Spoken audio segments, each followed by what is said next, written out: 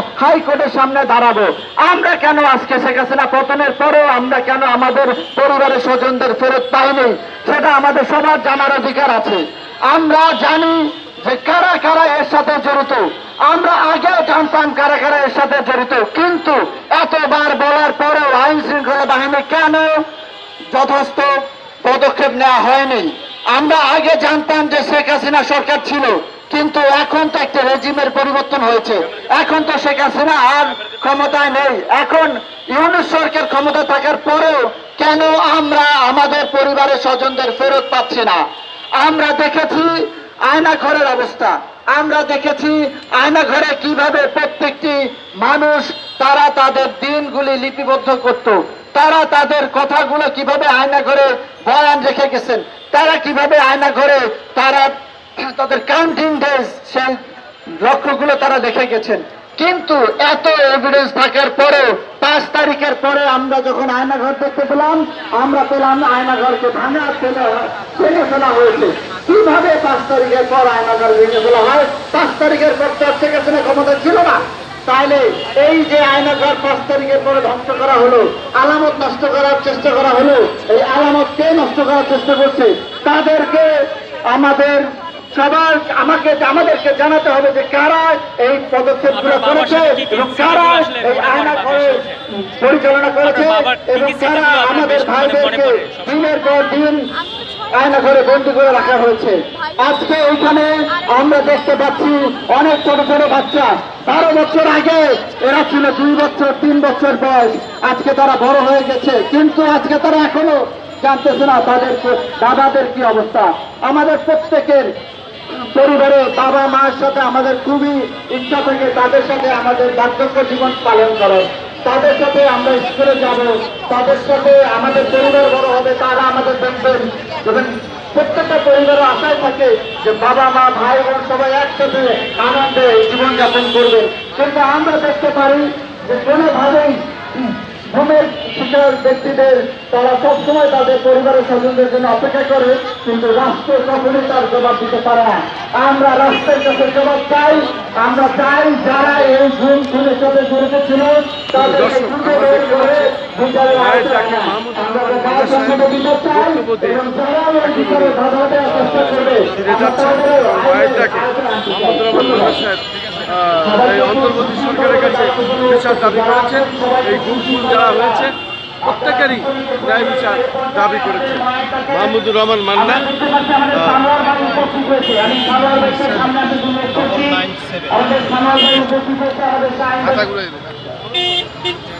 আমাদের শ্যামল ভাইকে আমি সামনে আসে অনুরোধ করছি। আজকে এই পর্যায়ে সতীন ভাই সহ যারা আছেন আপনারা এই পর্যায়ে আমাদের বাংলাদেশের সমন্বয়ক শামসুল ইসলাম তিনি শুধু বাংলাদেশ নয় সারা পৃথিবীতে মায়ের ডাককে নিয়ে গেছেন। মায়ের ডাক আজকে রাজধানী ঢাকা হাইকোর্টের সামনে স্বজনরা, মা ভাইয়েরা এবং ভাই বোনেরা যাদের স্বজনরা হারিয়েছেন সেই স্বজনরা এখানে এসেছেন মায়ের ডাকে, তারা তাদের বক্তব্য দিচ্ছেন। আমরা তাদের কাজগুলো ধারাবাহিকভাবে প্রচার করি, তার ধারাবাহিকতা আজও আমি এটা প্রচার করলাম। আমার যে ইউটিউব চ্যানেলগুলির পক্ষ থেকে, অনলাইন পোর্টালের পক্ষ থেকে আমি খন্দকার মাসুদুজ্জামান ধারাবাহিক এই যাবৎকাল এটা প্রচার করে যাচ্ছি। যেহেতু আমিও এই পরিবারের একজন, আমিও 3 বার অপহরণ হয়েছিলাম, আমার ভাইকে হত্যা করা হয়েছে, বাবাকে হত্যা করা হয়েছে, বাড়িঘর লুটপাট করা হয়েছে। আমি প্রায় এই শেখ হাসিনার আমলে 17 বছর বাড়িঘর ছাড়া আমি ন্যায় বিচার চাই। আমি ন্যায় বিচার পক্ষের লোক। অন্তর্বর্তীকালীন সরকার প্রধানের কাছে আমারও দাবি যে ন্যায় বিচার করুন, প্রত্যেকেরই ন্যায় বিচার করুন, সব সমস্যার সমাধান করুন। আপনি যেহেতু আইকন, আপনি শান্তিতে নোবেল জয়ী, এই শান্তিতে যাতে এদেশের মানুষ থাকতে পারে, অন্তত তারা হয়তো যারা গুম হয়েছে আমরা ফিরে পাবো না, ন্যায় বিচারটা করুন, সেটাই আমরা শান্তি পাবো। আমরা মনে করি আমরা আজকে এখানে ওই বার্তাটা দেওয়ার জন্য যুদ্ধ যদি 24-এ একবার হয়, যুদ্ধ লাগলে আরেকবার হবে। আমাদের যে ভাইদেরকে গুম করা হয়েছে, আয়নাঘরের যে ভয়ঙ্কর সেলগুলোতে যেভাবে আমাদের ভাইদেরকে টর্চার করা হয়েছে, এক একটা মিনিট, এক একটা ঘন্টা, এক একটা অন্যায়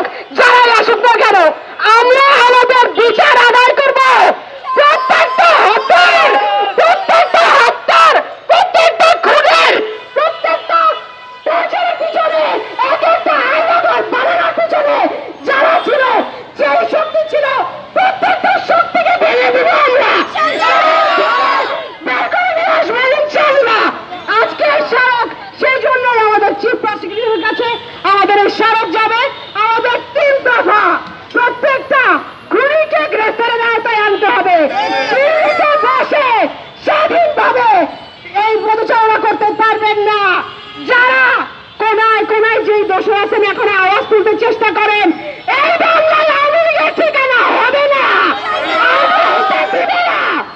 এবং প্রত্যেকটা আনাঘর যেখানে আমাদের ভাইদেরকে অন্যায়ভাবে অন্যায়ভাবে বাইরে ধর্মীয় যে প্রচার করেছে প্রত্যেকটা পাবলিকের কাছে উন্মুক্ত করতে হবে, দেখাতে হবে কিভাবে এই নৃশংস অপরাধ হয়েছিল বিগত হাসিনার সময়।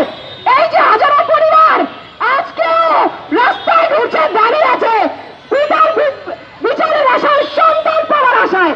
প্রত্যেকটা পরিবারের দায়িত্ব এই সরকারকে নিতে হবে এবং বাংলাদেশকে নিতে হবে।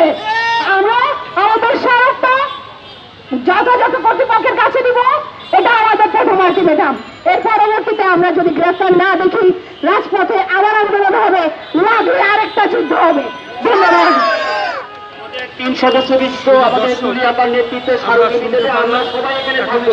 আমাদের স্মারকলিপি দিয়া আসা না পর্যন্ত আমরা এখানে অবস্থান করব। তারা এখন স্মারকলিপি জমা দেবে এবং তারা এই গুম খুনের সাথে যারা জড়িত ছিল, র্যাব, বিজিএসআই এবং পুলিশ, সেনাবাহিনী বা অন্য যারাই থাকুক, তাদের প্রত্যেকেরই তারা আইনের আওতায় আনতে চাচ্ছে এবং সেই দাবি তারা জানাচ্ছে তাদেরকে সামনাসামনি আনা হোক এবং বিচারের আওতায় আনা হোক। এই ন্যায় বিচারের প্রত্যাশায় আজকে হাইকোর্টের সামনে তারা এখান থেকেই স্মারকলিপি প্রদান করছে। আমি খন্দকার মাসুদুজ্জামান, আমি ধারাবাহিকভাবে এটা প্রচার করে যাচ্ছি এবং বিগত দিনে আমরাও গুম খুনের শিকার হয়েছিলাম। আমিও 3 বার অপহরণ হয়েছিলাম সাদা পোশাকধারীদের কাছে, তারপরেও প্রাণে বেঁচে আছি, কিন্তু আমার পিতা ও ভাইকে আমি বাঁচাতে পারি নাই, তারা বেঁচে নাই। আমাদের বাড়িঘর লুটপাট করা হয়েছে, যে ব্যবসা প্রতিষ্ঠান ভেঙে দেওয়া হয়েছে এবং জয়নাল হাজারী এলাকায় কাজে গিয়েছিল আমার ভাই ঠিকাদার খন্দকার রবিউজ্জামান সিপার এবং আমার আব্বা বীর মুক্তিযোদ্ধা রকমউদ্দিন জামান। আমার ভাই Khandakar Rabiuzzaman sipper পানিনান road LGD বর্মাপুর ঠিকাদার ছিলেন। একটি কাজ নিয়ে জয়নাল হাজারী তাকে আটকিয়ে অস্ত্রের মুখে সমস্ত টাকা পয়সা লিখে নেয় চেকে এবং জনতা ব্যাংকের ম্যানেজার এনে তার সমস্ত ডকুমেন্টস আমাদের কাছে আছে, আমাদের উকিল আত্মীয় তার কাছে সব জমা আছে। তার আগেই ষড়যন্ত্রমূলক আমার ভাইকে হত্যা করা হয়। আমিও এই বিচার চাই, এই ন্যায় বিচারের পক্ষে আমরা সমর্থন দিচ্ছি, সব সময় আমরা এখানে আছি। আমরা এখন যাচ্ছি, এখন তারা যাচ্ছে হাইকোর্টের ভিতরে ঢুকছে এবং স্মারকলিপি জমা দিতে যাচ্ছে। আমরা দেখতে পাচ্ছি এখন হাইকোর্টের সামনে তারা এখন স্মারকলিপি জমা দিতে যাচ্ছে।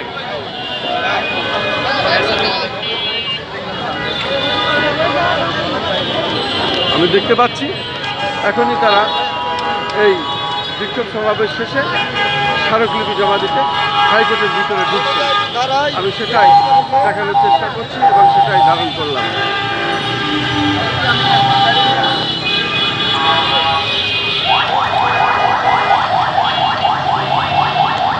আসলে এই নির্মম নৃশংসতার বিচার এদেশের প্রত্যেকটি মানুষই চাই, আর এই বিচার না হওয়া পর্যন্ত এদেশের মানুষের ভাগ্যের পরিবর্তনও হবে না, ন্যায় বিচারও প্রতিষ্ঠিত হবে না।